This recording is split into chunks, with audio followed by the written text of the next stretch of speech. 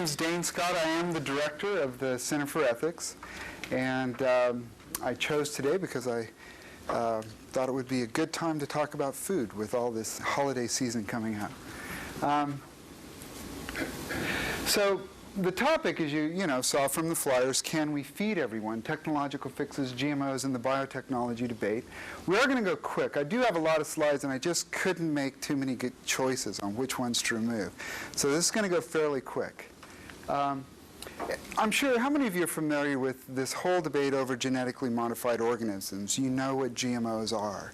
I didn't know what the level. Well, there's a lot of it, a lot of energy and an excitement in the press. About 10 years ago, it really hit big. And it is slowed down a bit, but there was a huge amount of excitement over this. And some of the things, they're just inserting genes from other organisms into plants in order to give them agricultural properties such as pest resistance, herbicide resistance, nutritional properties. We'll talk about golden rice. Medicinal properties, thinking about putting vaccines in plants, and novel products such as spider silk grown in hemp plants to make.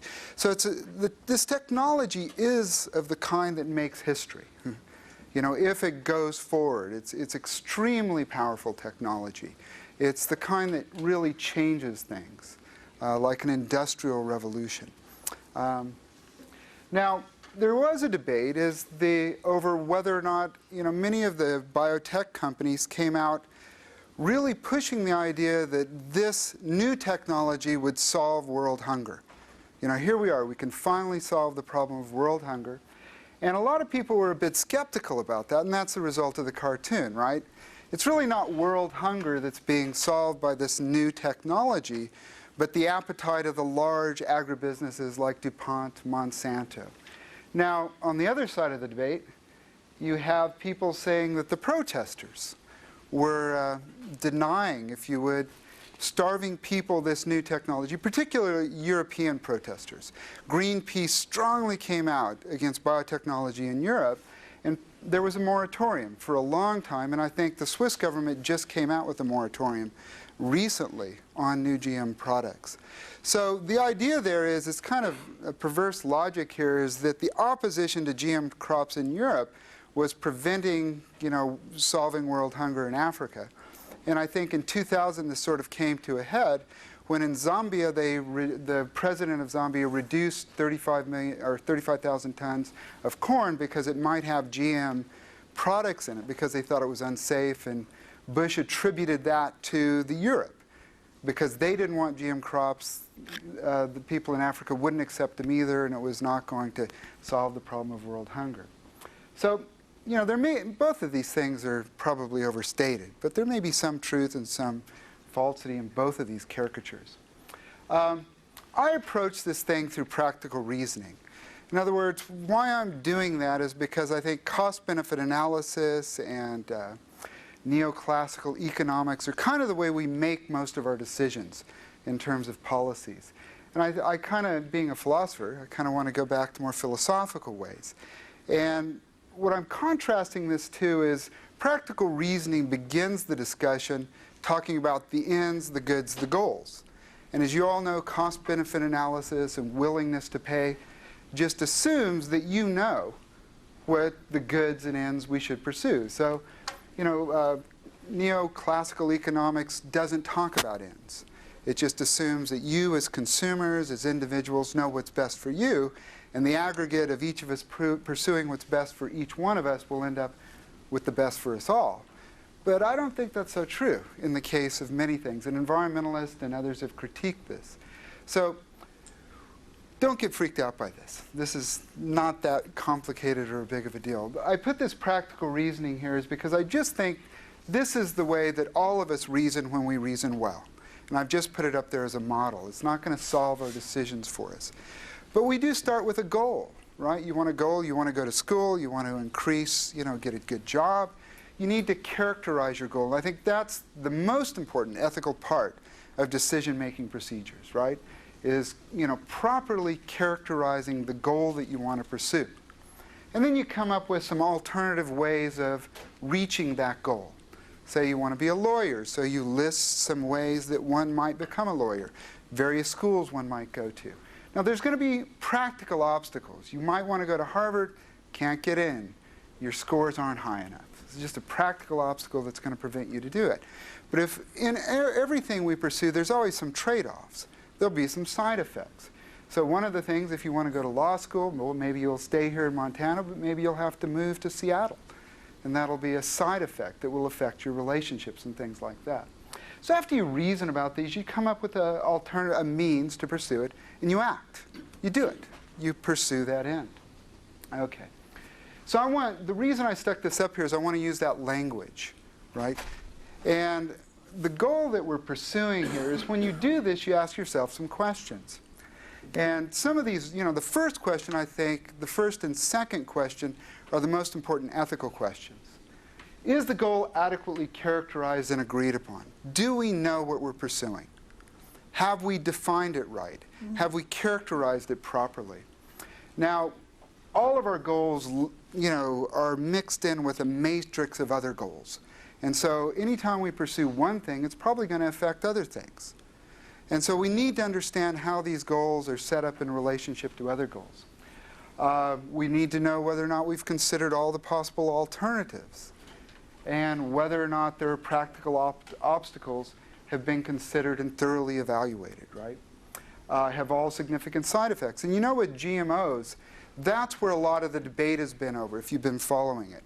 Whether or not there are going to be harmful environmental side effects, whether inserting these genes into food will maybe produce unknown cancer-causing agents or unknown allergens that we just don't know about. So most of the debate over GMOs really is focused on this side effect issue. And I think that's a bit of a mistake. It's on the risk and benefits. I think we really should, sort of begin the debate by characterizing what our goal is if we're going to use this technology. Because modifying plants is not an end in of itself, right? It's a means to pursue a certain end. And if we characterize the end we're trying to pursue adequately before we pursue it. And always you want to check, right? After you've selected a means, you want to go back and check to see if it's done, right? In the 60s and 70s, we produced this green revolution agriculture, right? With these dwarf wheat plants and chemical fertilizers and herbicides and mechanization. We're rethinking that now, right? That's unsustainable. It's destroying the soil, right? It's destroying the soil fertility. So we've got to go back and rethink it and whether or not that's the right means to pursue the goal of feeding everybody. So agriculture is in flux right now. And GMOs are being thrown out there by a lot of people as sort of a savior for this. So here's the way. I just listened to the GM debate, and I put up a complex goal. Because all of our goals are complex, and we need to show how they're interrelated, right? So here's what we got. It's tall order for 21st century agriculture, right? We've got to feed everyone and increase food security, right? It doesn't matter if you feed them for a year. You've got to make sure people are food secure, right? And one of the ways we do that, I think, is to allow the local people to produce their food. We all know we're feeling very energy insecure in the United States right now, right? And the reason for that is we're not locally producing our energy. We're having to import a lot of it, and that means we're quite insecure. So if you're importing a lot of your food, then you're going to be food insecure. Make agriculture environmentally sustainable. As I already mentioned, it's not. The soil fertility is going down, and we've got to do something a little bit different. Promote social justice in agriculture, and then make agriculture economically profitable. Now, I haven't fully characterized that, have I? Because there's going to be a tremendous amount of debates on this. Like, what counts as food security? I presume that food security meant that it's grown locally. Well, other people might say, no, you can import it and be secure. We seem to think we can be energy secure by importing most of our energy needs. But, that's open for debate. What counts as environmentally sustainable? Boy, that is a wide open debate among all kinds of people on how we might best characterize that. Social justice in agriculture. You find people, the agroecologists and others, who think that equality is sort of the prime measure, where others might, sort of the neoliberal model might think, no, equality isn't. It's more of a utilitarian way of looking at things. So I haven't fully characterized it. I mean, that's an enormous debate. I'm just pointing out a lot of discussion would have to happen. So one of the ways, though, I'm just going to look at the first one. Feed everyone and increase food security, and can GM crops help us do that, right? Well, who's hungry? Well, basically, it's people in the developing world. We all know we have an obesity epidemic, right? We're far from hungry, we're overfed, right? And we throw away tons of food. So it's basically a segment of population that does not include us, right? So we don't necessarily need GM foods, and neither does Europe. And that's why they, well, we might for environmental reasons, but that's a whole other question, right? That's why Europe rejected it. Most of the people rejected it in Europe. The European consumers rejected it because we don't need it. The food options are plenty good, and we don't see why we need more technology to produce food when it's adequate. And so really, if this is going to be important, it's going to be important in terms of feeding everyone toward people in the developing world. So what's the problem? Well, part of it is inadequate food production locally. And there's a lot of reasons for that, and that's a huge debate. Another one is inequitable food distribution. There's enough food grown right now to give everybody on the planet about 4 pounds of food per day. And that includes about 2 pounds of protein. So plenty of food, just not in the right places. There's a lot of reasons why it doesn't get to the right places, but again, for time, we really can't, discuss that too much. The biggest reason, though, is poverty.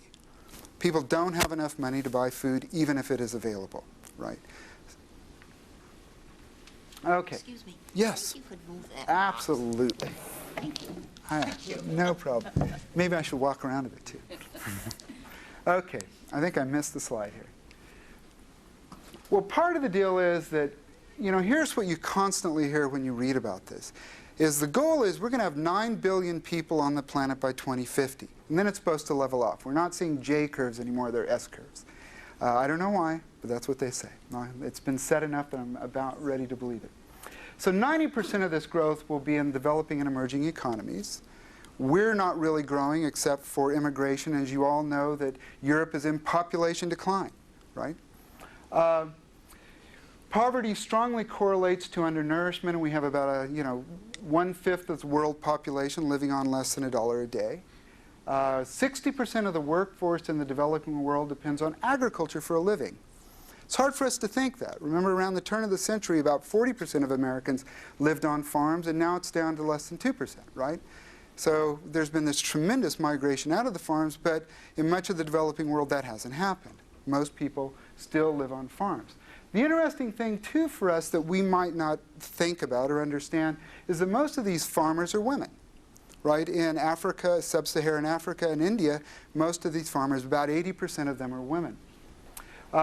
Fertility rates are quite high, and that's why population is growing, right? In India, it's about 4 children per woman, 6 to 8 children per woman in sub-Saharan Africa. Here's an interesting statistic, too. About 2/3 of the illiterates in the world are women. Now, there's all this kind of ties together in a picture. As we know, is for women, if education and income increases, the fertility rate decreases, right? So really, if we could keep that 9 billion down a little bit, that would make it much easier to feed everyone. If there wasn't 9 billion people, let's say 8 billion people in 2050, it would be easier. So one of the things, the poorest, the sort of hardcore poor, are rural farmers, and most of those people are women. So it seems, if you're really going to try to tackle this problem, feed everyone and increase food security, you really need to focus on the needs of women farmers in the developing world. So a major portion of the complex ethical goal of 21st century agriculture might be realized by targeting the needs of rural women farmers in sub-Saharan Africa and southern Asia, right? Seems to make sense. Okay, so here's the question. Is biotechnology going to be a useful tool, a right means for achieving that goal, right?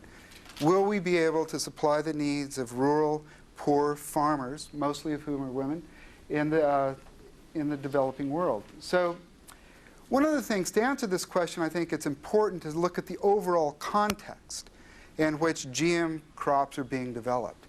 And that's there's a book by Paul Thompson called The Spirit of the Soil. And he talks about the productionist paradigm. And the word paradigm gets thrown around way too much. But I think it still has a lot of meaning. And I think one of this is that what agriculture scientists have been trying to do in research universities is just trying to get plants to produce more. That's the goal. Find new technologies, new techniques. And these are a couple of things Paul Thompson writes about. He says, the cumulative effect of these themes in industrial agriculture, for which the goal of making two blades grow where one grew before, is never questioned. This is an important point because there's sort of a mindset in which agricultural scientists work, they're sort of locked into a little bit. And if you read about the GM debate, the scientists working in it are just incredulous at the opposition. They call them Luddites, anti-science zealots. They just can't understand, right, why they would be opposed to this great new technology. And part of that is that they're locked into a way of looking at things that sort of restricts their view a little bit. And I think the debate is not so much anti-science versus science, but the way we've been doing things versus alternative ways of doing things. Okay? And they're just talking at cross purposes. They can't communicate. And I think that's very clear if you read this. So agricultural scientists regard their work as successful when it is widely adopted, and the surest path toward adoption is to increase productivity of farming operations. Agriculture disciplines, departments, and universities are measured by their success at doing this, right? Okay. Here's a lot of what he says. There's sort of some dogmas and sort of some fundamental beliefs. And one is that science is value-free and technology is value-free. If you just do it, it's going to end up being good, right? Is sort of the way they look at things. And also there's a commitment to a utilitarian ethics, the greatest good for the greatest number, and that market economics will work out for the best of us all. And I'm going to show you through the rhetoric of some of these folks that are defending GMOs that that is actually their position, right? I'll just throw up a few quotes to show you that's the way they're looking at things. So here's an article arguing in favor of biotechnology. And she writes, Altieri and Rosset are two people, agroecologists, that have strongly opposed GM crops. Okay? Their arguments against biotechnology is an elementary understanding of market economics and innovation dynamics. And market-driven economies, need and profit are closely connected. Companies, large and small, profit only when they offer products and services that address the needs and induce a willingness to pay. So in other words, you invent a bit of technology, you throw it out there in the marketplace, the market will decide if someone needs it. Well, there's a bit of a problem with this because there's willingness to pay and ability to pay, and if you're one of those 1.2 billion people that's living on $1 a day, you're not in the dynamics, right, that would produce this sort of equilibrium. Technological fixes, that was in, I also said in the productionist paradigm, the way agriculture works, there's a tendency to look for technological fixes. So a technological fix, I sort of summarized an example of it, is a result of reframing a social problem as a technological one. Right? You've got a social problem, you reframe it. I've thought about this. Fluoridation. How many of you know fluoride's in your water? Right? Now, we all have fluoride in our water, and the CDC came out and said that's one of the, the top 10, public health breakthroughs. And I kept wondering, is that a technological problem or is it a social problem? Well, it's kind of a social problem because people aren't brushing, flossing, eating too much refined sugar and candy. But you do, decrease cavities by 20 to 40%, and it only costs about $1 to $3 a year for everybody to do it. The only problem, though, there's a side effect. That why Junior's teeth are, not getting cavities, there's an article in Lancet in the British Journal that says, well, your grandparents may be softening their bones, right? Because fluoride may do that. So it's hard to know, what's a technological fix? What's a technological problem and a social problem? I think it's difficult to determine sometimes. And there's always, everybody would think fluoridation would be a boom. It's saving tons of money, decreasing cavities by 20 to 40%, and yet it may be having side effects as well. So, these are all difficult questions. But a technological fix, you reframe a social problem as a technological problem because it's easier to solve. You don't have to convince, everybody to brush, floss, quit eating all that sugar. You just put fluoride in the water and you get great improvement, right? Okay. Now, here's another quote from Anthony Trewavas. He's leading the GM charge in UK. He's a member of the Royal Society, and he's a plant pathologist, very well known. And he says, critics say to me there is enough food to feed the world, and they may well be right. There is enough food. We know the statistics. I quoted them to you earlier. We produce sufficient food to feed 6.4 billion people, but the excess is largely in the West, and it is far easier for scientists to conjure more food from the plants we grow than to persuade the West to share its agricultural bounty with the poorer neighbors. So in other words, a social solution would be to solve the problems of inequality and poverty, but that's a tough thing to do, right? Really hard, sort of a long-term problem to work on. Well, here we as scientists can come up with a technological fix that will circumvent all those problems, right, by genetically modifying foods. So he's focusing on technological fixes. Okay. Here's a classic example. How many of you are familiar with golden rice? I mean, that's been in the press. Is that it?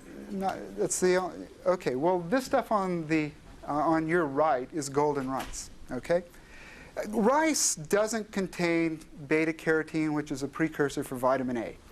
And as a result, all of these poor people around the world that don't have enough money to eat, they're just buying rice and eating rice. And they don't get enough vitamin A in their diet. Okay? So you end up with 250 to 500,000 children go blind each year from vitamin A deficiency disease. It's horrendous, right? And more than half of those who lose their sight die within a year. Vitamin A deficiency exists in roughly 40% of the children in the developing world. In Southeast Asia, 70% of the children eat diets deficient in vitamin A. Now, the reason that this is the case is these people are poor. It's a problem with poverty. The reason they're only eating rice is because they can't afford anything else. So if we reframe this social problem into a technological problem, you can see how that would work. Engineering puzzle, right?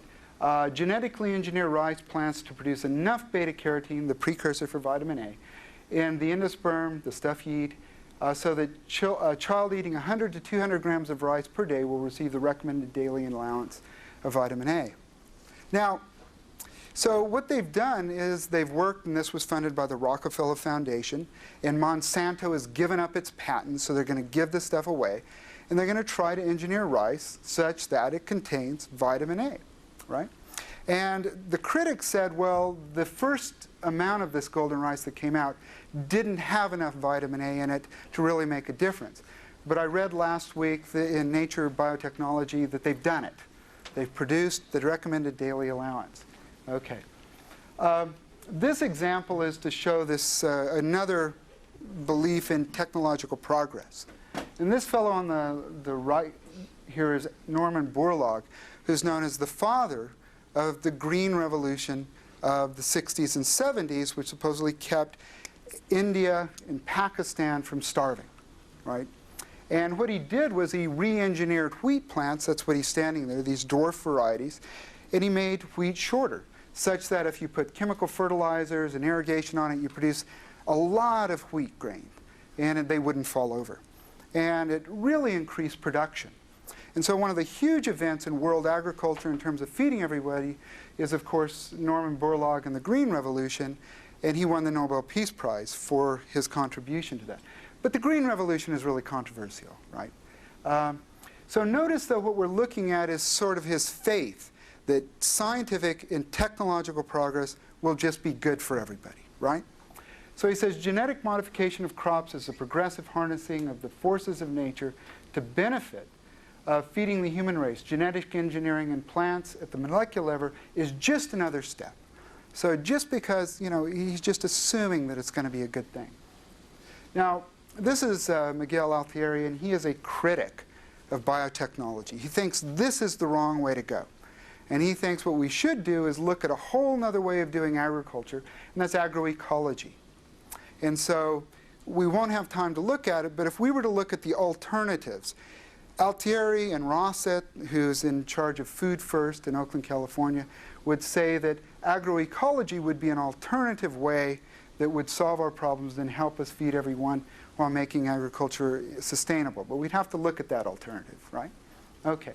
So he's just accusing biotechnology as a technological fix. It won't get at the root of the problem, and we need to look at something else. We should no longer have faith in technological and scientific progress. It just created a lot of problems. Let's look for another way to do things. And there's a lot of critics of technological progress. I won't read this, but I'll just tell you what he's saying. Leo Marx is saying that, like Altieri, it's really common to criticize technological fixes. But he's saying that's a mistake. What we really need to be looking at is our whole way of thinking about solving our problems. And depending on science, depending on technology, is just bad. In other words, our whole way of thinking and looking at things, this faith in scientific progress and technology, is mistaken. Okay? And our own Albert Borgman is making the same point, that our particular causes of duress today are the limits of land, the hostility of people, the frailty of the body. The classic modern reply has been a technological fix, right? Coming up with some technological solution. Okay. Now, I'll just summarize again what Voltaire is saying. He goes, well, you know, science in the market doesn't always decide, right? Really what we're telling, the technology that happens has a lot to do with existing power structures in a society. It isn't as though it's just going to work de facto for the good of people. It shows power relations and how power relations work out within a society. And this can be seen in the Green Revolution. The Green Revolution was a wonderful breakthrough in many things. You know, 32 to 42 million preschoolers really benefited from these new varieties of high-yielding wheat and rice. But on the other hand, it hurt some people as well, right? For example, the poor, during the Green Revolution, the poor got much poorer, okay? The Green Revolution that boosted farm outputs around much of the world came with a price. Millions of the world's poorest farmers in Africa became poorer. The Green Revolution favored large farmers over small farmers and landlords over tenants. The reason it did this is that these technologies, these inputs were expensive. And if you could afford them, then your yield went up. But as the yields went up, the price of the crops went down. And there's sort of a cost-price squeeze. So you needed to get bigger in order to take advantage. And so the smaller farmers really couldn't add these technologies because they just didn't have the money to do so. But the price of their crops kept going down, right? And this phenomenon happened in the United States as well. That's why there aren't very many farmers around anymore. So the general trend, the better well-off benefited more from the technological change in agriculture than the less well-off. And men benefited more than women. Okay? Now remember, 60% of the people are still living on the farms in many of these places. Okay. So most of the negative effects of agriculture modernization on rural women are indirect consequences. No one intended to do this, right? The introduction of technologies that are rarely targeted at them or designed specifically for their needs. Rural women are rarely considered as clients for agricultural research and development programs as users of improved technology. So you see this Food and Agriculture Organization UN report. The idea here is that these women farmers, of which there's an enormous number, and if we're talking about solving the problem of world hunger, those are the people we're really talking about.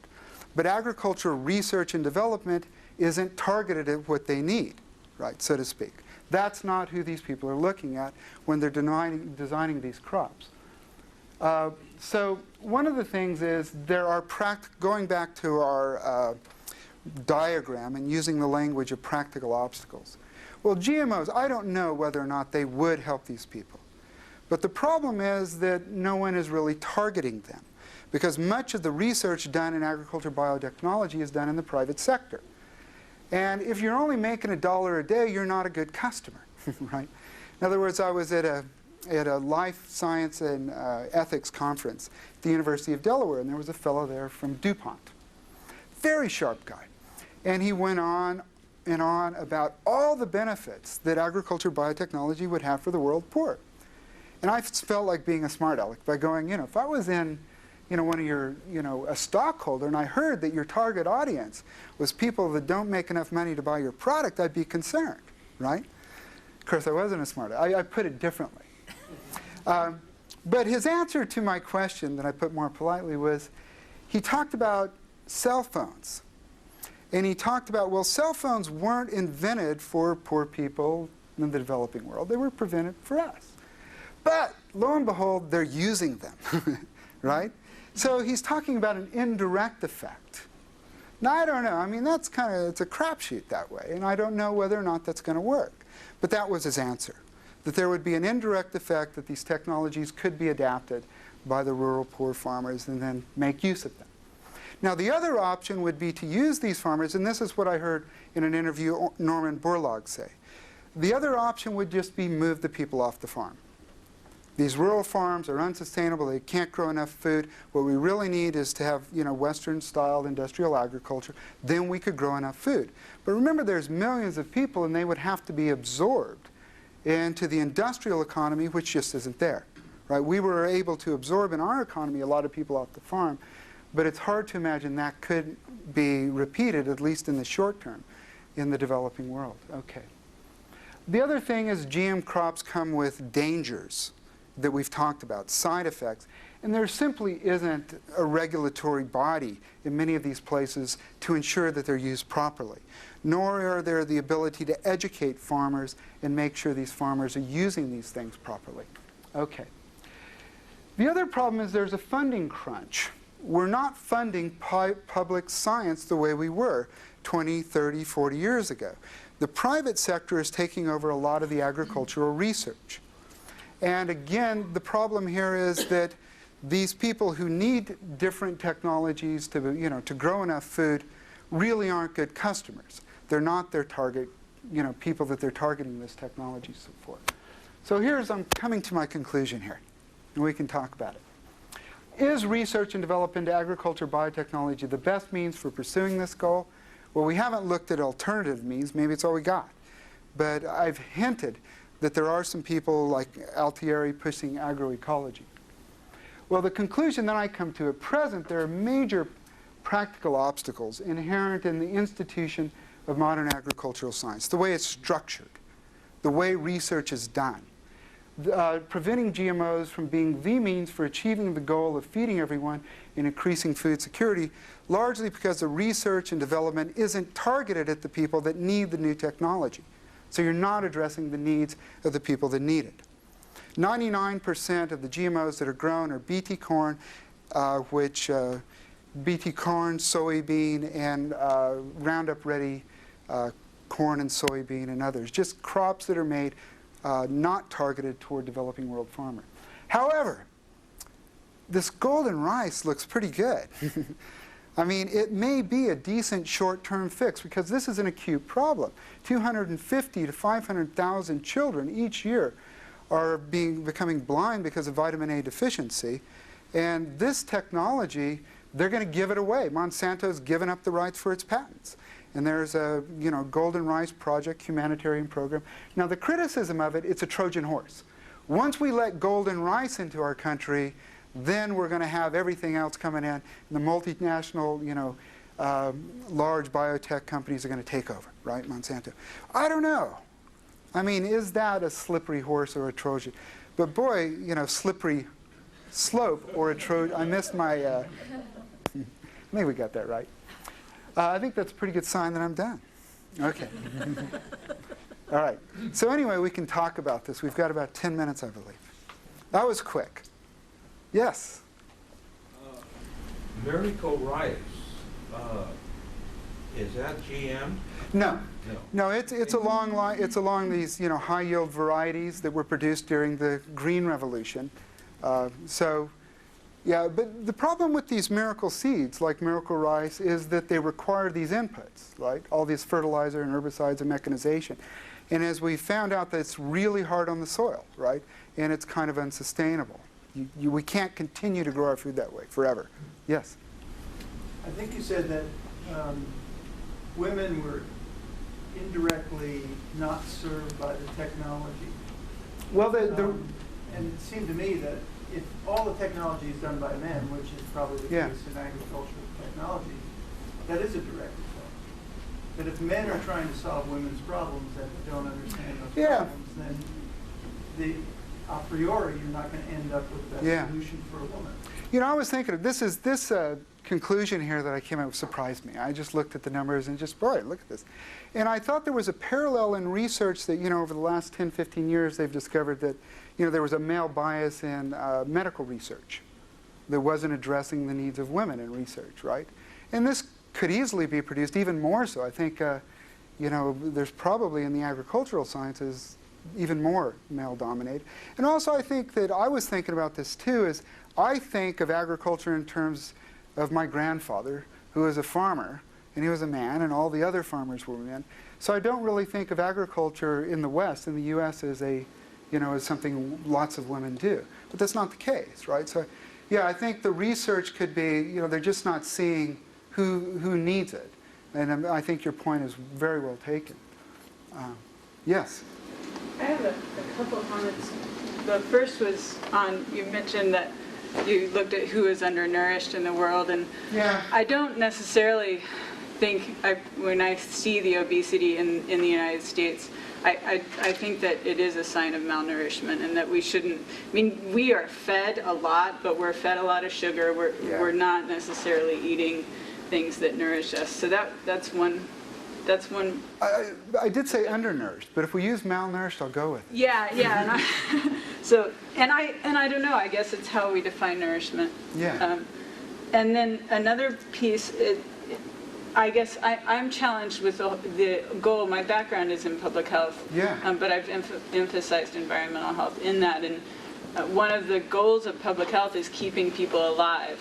Right. I mean, that's what the goal is. And I'm challenged with this issue, and is the goal to feed even 6 billion people, and is that sustainable? We may be able to produce that food, Yeah. but is that truly sustainable for the planet in the long run? It is a good question. You know, one of the things is all these S-curves that keep appearing. You know, there is a correlation with population growth and poverty, you know, and undereducation, and a lot of these things, and lack of options. And they are, you know, the UN is producing these S-curves where they will plateau at about 9 million people. And, you know, it may be the best way to keep off the J-curves that we kept seeing, you know, a decade or so ago, where population growth just kept going up, might be making people's lives better, and particularly empowering women and giving them more choices. So, you know, I don't know. I think it's a good point, you know, because if you look at the Green Revolution, and the Green Revolution fed a lot of people and kept a lot of people from starving, but now there are actually, in sheer numbers, more people starving, you know, in food insecure now. Percentage-wise, it's gone down, but in you know, sheer numbers, they're more insecure now.